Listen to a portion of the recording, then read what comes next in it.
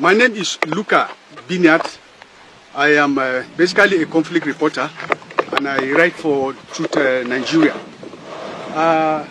Where I am right now, it's a village, once very prosperous village, that belonged to the Adara ethnic nationality, who are basically Christians. The name of this place is called Kujeni, and is in Kajuru County in Kaduna State. This place is part of the Middle Belt because they identify as the ethnic Christians of northern Nigeria, fall in the Middle Belt. It is impossible to imagine the life that was here. These people have been living here peacefully for centuries. And around me, though you could see some ruins still standing, this used to be a very dense community, highly populated with schools, with churches, with playgrounds, and everything that will make a village community happy. But today, you won't believe that there were ever structures here. What the villagers do now, after they have been chased out severally, until they could no longer hold to defend themselves, they had to leave the village. The ones that you may be seeing around just come around to tend to the farm produce that they farmed during the rainy season. Luckily for them, the Fulani herdsmen, who have been their perpetual tormentors, have not eaten up these crops like we have seen in other places. This Kujeni is about 80 miles southwest of Kaduna metropolis. It is now an empty space, and it's not only this place. Coming here is quite a big security challenge. We had to pass through a lot of military checkpoints on the way, and we had to persuade them to leave us. But apart from that, there are many other communities. In fact, from what have been listed to us, there are over 52 of these communities, and they include Kujeni Dutse, Kwakwari, Kakuku, Ungwom Puda, Ungwom Madaki, Ungwom Barde. I've been to Ungwom Barde. It was the first place that the Fulanis launched attack in 2019 and killed 11 people. The place has been sacked now. There's also Gindingada, there's Itisi, there's even Ivanaturu, among many others. These are largely Christian communities that have been displaced. We heard that, of course, it's true, that the governor of Kaduna State, Ubasani, had granted these bandits, these Fulani herdsmen, the armed militia of the Fulani wing, what he calls state pardon and amnesty, and in fact integrated them into society by rehabilitating them, including complete Medicare for the repentant, so-called repentant bandits. But as villagers will tell us, there is nothing like repentance among them because they have not been able to return to their homes. Almost 2 years since Governor Basani granted them that amnesty. So the villagers are very excited with the announcement by Trump that Nigeria is now a country of concern. So I have come here to make on-the-spot assessment if it is true what government have been claiming, that the amnesty granted the bandits has resulted to the return of displaced villagers. There is nothing like that. There is no welfare for them. There is still no sufficient security for them. In fact, as we go around, you'll be hearing it from the horses' mouth themselves.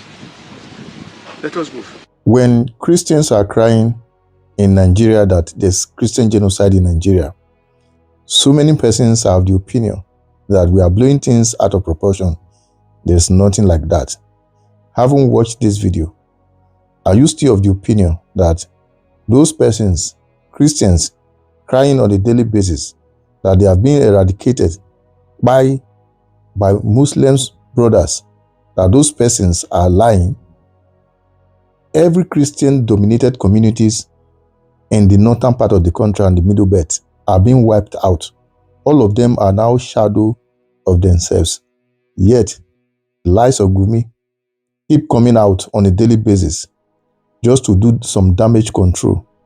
As if when you talk about how to take out terrorism out of Nigeria, it's like you are planning to destroy his business. Imagine the next video you are going to see of him being guided, protected by the Nigeria police, those who are supposed to keep this man in their custody. This man is a terrorist on his own, because everything so far said by him is aiding and abetting, or rather is a sponsor or a conspirator. Yet, he keeps moving around with several security men. Now, hear him out as he's trying to polish the atrocities so far committed by his brothers, as if maybe they have not done anything wrong. I believe we were once a people before religion. Religion is what they are using at the moment to destroy that peace and love we once enjoyed as a nation. Hear him out. Because this Ummah is one thing. I'm very pleased with all the speakers. Even though I don't understand Yoruba, but I can understand from the vibration of the voices of the speakers that we are saying the same thing. On misrepresentation and misconstruing facts, I can now understand the Muslims in Southwest, what have been enduring and going through. Because I can say now in Nigeria, if you are a fan of the social media, whenever you hear Gumi, then I have a barrage of missiles coming at me. All because of mispresentation. My dear brothers, you are all ulama. And you are more likely to understand. We found ourselves in an eye of the storm of insecurity which we are discussing, and we found the reason. The basic reason is what all these erudite prophets have been saying. Lack of education, unemployment. These are the two evils. So when I understand that our herdsmen are suffering from this too, you can imagine now, if we select maybe 10 people here, keep them with the cows alone, there's no communication with the outside world of civilization. Come back in 1 year and see how these 10 representatives will be. They will be mowing like a cow. If you don't give man education, you'll be an animal. So I say, the best way to curb insecurity is to go and see the source of the insecurity. In trying to go there and establish contact with them and open channels for them to get educated, then it became a problem. Why is Dr. Gumi? He knows where they are. When I go with the police. I don't go alone. I go with the government. It's not a one-man mission. I carry everybody along. If the Nigeria government really want to tackle this insurgency, I believe the first step to take in the right direction is to call this man to order. Several voices from the northern part of the country are against him, that he's not speaking on behalf of the Muslims, brothers and sisters, that is trying to destroy that unity that once existed between Christians and Muslims. And the last time I checked as well, this man is not in any elective offices. Neither is he speaking on behalf of the president. Somebody that's supposed to show concern, love for those who they have fired unjustly, is now shouting as if maybe when you talk about terrorism, how to tackle them, you are trying to destroy every of his empires, his businesses, and everything he has lived for.